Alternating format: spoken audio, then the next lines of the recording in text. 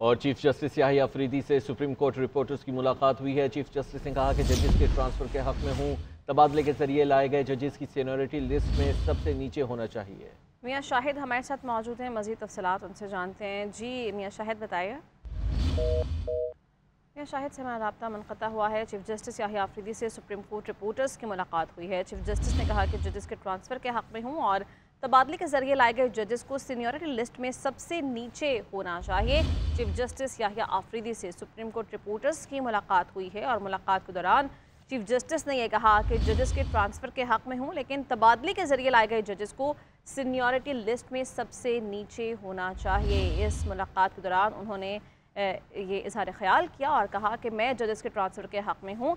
Bureau chief Islamabad मियां शाहिद हमारे साथ मौजूद है। मियां शाहिद बताइए।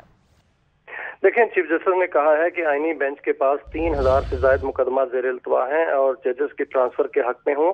उन्होंने कहा कि 26वीं तरमीम पर बात नहीं करूंगा और हमारा चीफ जस्टिस जब तक बतौर चीफ जस्टिस जब तक 26वीं आईनी तरमीम के खिलाफ दरखास्तों का फैसला नहीं हो जाता, मैं इस पर बात नहीं करूंगा। उन्होंने कहा कि दूसरे सूबों से जज इस्लामाबाद हाई कोर्ट आने चाहिए और इस्लामाबाद हाई कोर्ट के जजेस का काम अभी तक नहीं, मैं अभी बात नहीं करूंगा। उन्होंने कहा कि एंटी करप्शन सेल बनाया जिस पर लोग शिकायत दर्ज करवा रहे हैं।